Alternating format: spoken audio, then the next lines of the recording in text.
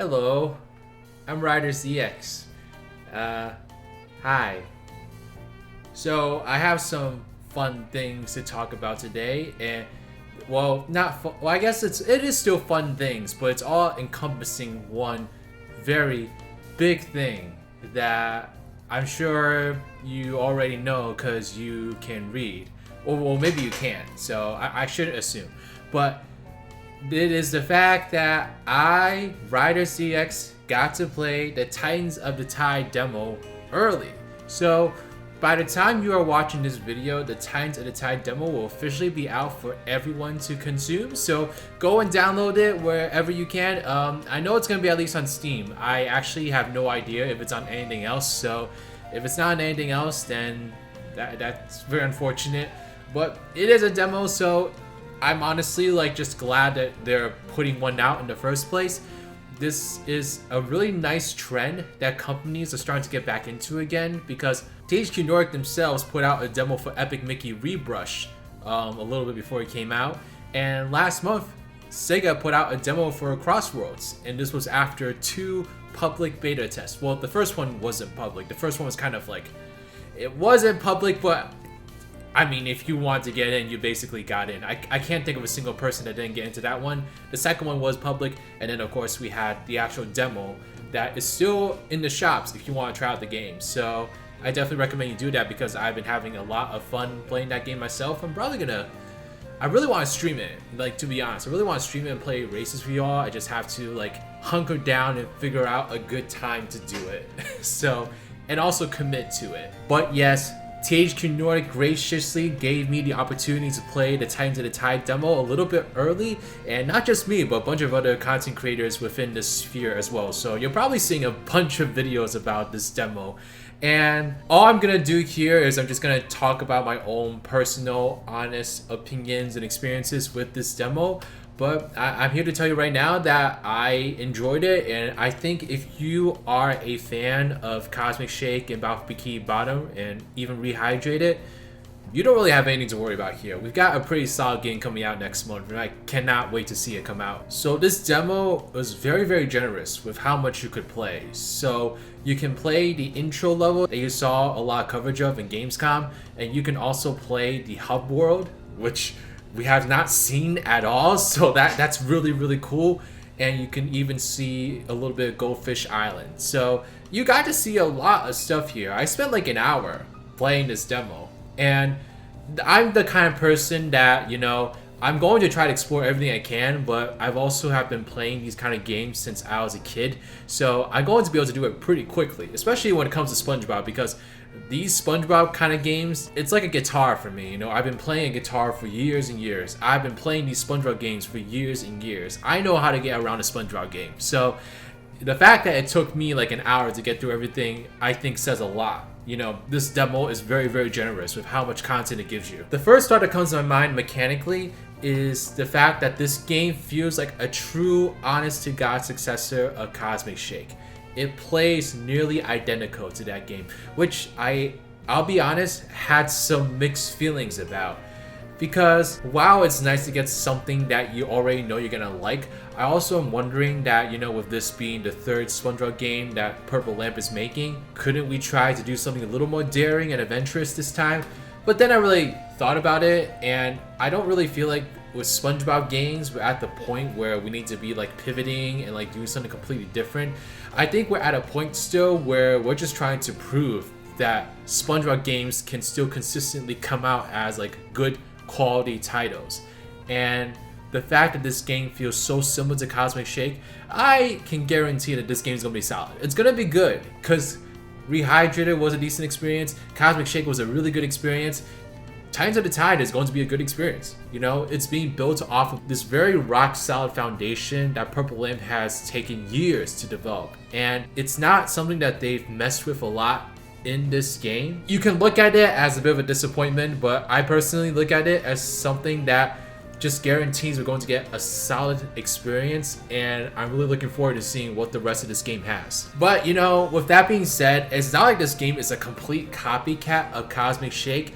Patrick really is doing the brunt of the work when it comes to the new stuff we're getting over here. I think the burrowing ability is very interesting, and I love using that to explore like a lot of hidden locations in the intro level. I also loved using his throwing ability. It's a little different than what it was in like Rehydrated and the movie game and Battle for Bikini Bottom.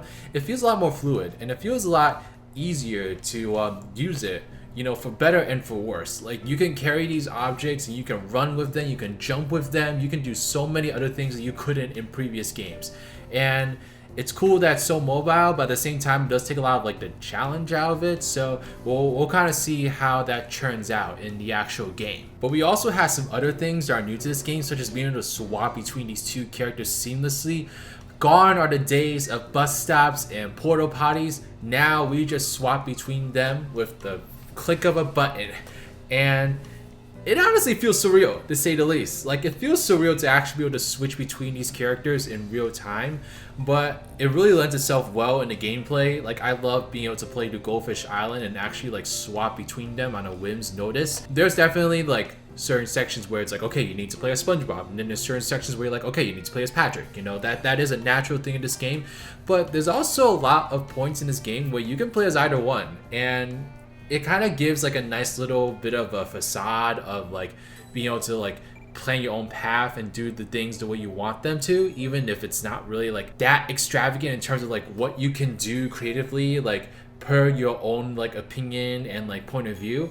It's still like a nice little touch of like, okay, I can do this instead of this, you know, gives you a little sense of choice. Now, the thing here that I was really excited to get into was the hub world. So that Krabby Patty sized ship that we saw flying above the Krusty Krab and a bunch of other locations in the screenshots and videos of this game prior to this demo, that is the hub world. Like, that is how you get from location to location in this game, and you get a whole section in this demo, you get to explore it. And it was honestly a lot of fun, like walking around and talking to all the characters on the ship. I wonder if you're gonna get more and more people board that ship as the game progresses. That would be a really nice way to kind of see the game progress in real time as you keep going through the storyline.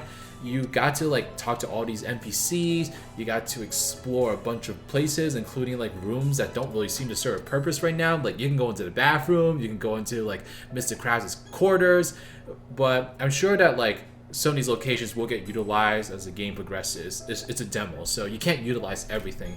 But I just enjoyed the perk of being able to like use SpongeBob and Patrick to like run around this ship, collect all of the blooms that I saw, you know, really encourage that exploration, because I think SpongeBob games, platformer-wise, tend to be very linear. You know, even if they give this illusion of being somewhat open, there's still very much a like point A to point B design aspect of these games. And Cosmic Shake really was a very linear game. You know, despite the fact that it had its own hub world and such, it really was like, you could like do this and this and this, but ultimately you still gotta go from point A to point B. And that is still the case here, but it felt like there was more to explore here compared to Cosmic Shake, which I'm really excited about. There was even like a mini game you could play while you were on the ship where you flip Krabby Patties, and I'm not gonna lie, it was a little traumatizing because it took me back to my days of being a waiter in a Chinese restaurant, and honestly, like the speed that you had to flip those patties felt a lot like some of the worst days working in that restaurant. So I can't say I'm gonna go back to that one very often. I would say the biggest highlight of the game for me right now is definitely just the overall like building of SpongeBob's world. Like, the cutscenes of this game look so much more fluid and high budget than they ever have before. The voice actors sound great, the dialogue, it's not the like golden age writing of SpongeBob that you got from like the first few seasons, but it feels like a nice fine line between that part of SpongeBob and what SpongeBob is now.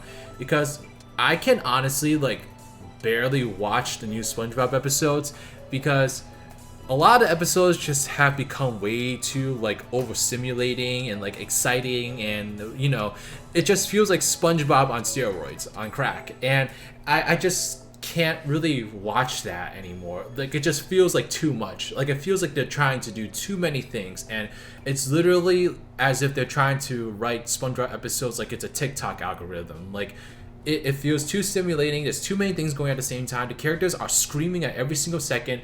This game feels like a more subdued version of that, and I really do appreciate it because, you know, they're not like acting off the balls crazy in this game, but it's still got that SpongeBob charm. It's still childish. It's still got that humor, and I don't know. I appreciate it as a millennial. Something else I want to talk about that really lends itself into the world building of this game is the side quests that are in this game. So the side quests are, excluding the Krabby Patty minigame, you find a side quest in Goldfish Island.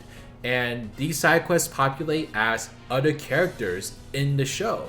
So there's one you can do with Mrs. Puff where you help her out with her community service by collecting the trash on the island. Then there's one with Squidward where you do a couple things to kind of help to inspire the artist inside of him. And then there's one with Larry where he basically challenges you to race throughout the beach area of Goldfish Island. And these side quests, they were nice little like deviations from the main gameplay.